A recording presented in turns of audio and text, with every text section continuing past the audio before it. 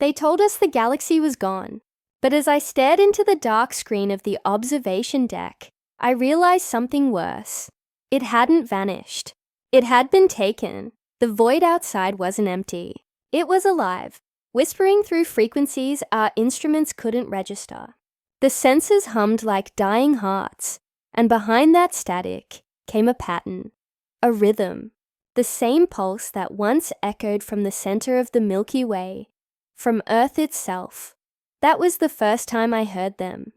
The ones who took it, we called them the fractured, entities made of collapsed energy, echoes of civilizations that had destroyed themselves and yet refused to fade. They moved through dimensions like smoke between glass, their presence visible only through distortions. Stars bending, sound slowing, reality rippling. The galaxy hadn't died. It had been folded, compressed into something else. A prison. Our ship, the Aurora's edge, drifted at the edge of that impossible horizon. I was its captain, or what was left of me. The days had blended into one long stretch of grey as we searched for survivors. And then, against all logic, the transmission came. A signal. Human. It came from the vault. The forge of creation.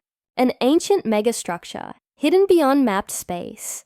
Believed to have been built by a race we'd only ever known through myth. The architects. They were said to be the first species to touch the stars, to weave energy into form.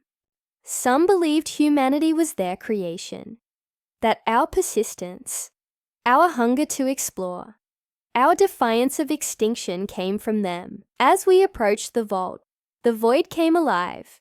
Tendrils of light rippled through the dark, ghostly and cold, and within that living abyss, something moved. Not ships, not creatures, but distortions shaped like wings, shadows that swallowed stars. We fired our thrusters, but the engines barely responded. Reality itself bent around us. Time slowed. I saw my crew moving in frames, like echoes of themselves. I felt my pulse lag behind my breath. Then, light exploded. For a heartbeat, the universe reset. And I was standing somewhere else. Not on the ship, not in space, but inside the forge. It wasn't a place of metal or stone. It was a cathedral of energy. Columns of plasma pulsed like living veins. And above us floated a sphere of golden fire. An intelligence older than stars. It spoke not in words, but through thought, through memory. It remembered us. You are the last creation. The final echo of those who defied the dark. The architects had foreseen the end. They had built the forge, not as a weapon, but as a rebirth. A place where a dying universe could start again. But the fractured had found it first. They wanted the forge's core, the seed of continuum, a singularity of pure potential. Whoever controlled it could decide which worlds existed and which didn't. The realization hit me like cold gravity. The disappearance of the galaxy wasn't random. The fractured hadn't destroyed it. They had rewritten it, reprogrammed existence, and humanity, as reckless and resilient as ever, stood in their way. When I awoke, I was back aboard Aurora's edge. My crew looked shaken, their eyes wide with the same impossible truth. We had all seen the same vision. The forge had connected us, chosen us, and it had given us something, a gift, a spark. At first, it was subtle. The way light bent when I focused. The way time seemed to hesitate around my decisions. But soon it became more. We were changing. The forge had rewritten our DNA, aligning us with something beyond physics.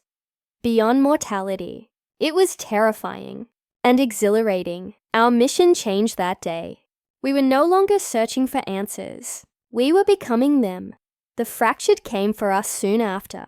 They didn't attack in the way ships do. There were no lasers, no explosions. They attacked our reality. The sky fractured like glass. The stars flickered, rearranging themselves into constellations that didn't exist. My crew screamed as their bodies blurred, splitting into shadows of alternate selves. I felt their memories scatter. And then, from deep within me, something woke. I reached out, not with my hands, but with thought. The ship responded, not mechanically, but as if it understood.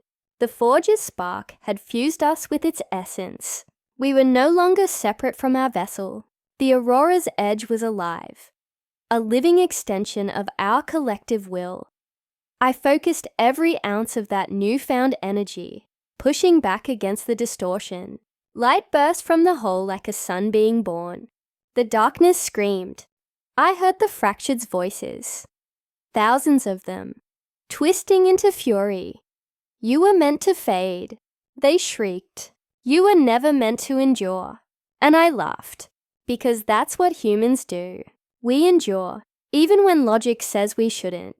We fought back, not with weapons, but with existence itself. Every time they tried to erase us, we rewrote ourselves stronger. Every second of resistance was another act of defiance. Humanity became a frequency the universe couldn't silence. By the time the storm cleared, we were alone again. The stars were back, faint, scattered, imperfect, but real. We'd won one battle, but the war was far from over. In the distance, through the remnants of folded space, I saw them. Billions of shapes, like dark angels circling a wound in the void. The fractured were gathering, and at their center pulsed something enormous. A structure shaped like a dying sun. The Forge's twin. A corrupted version, built from the remnants of dead galaxies. Its light twisted and black. They called it the Null Core, and it was awakening.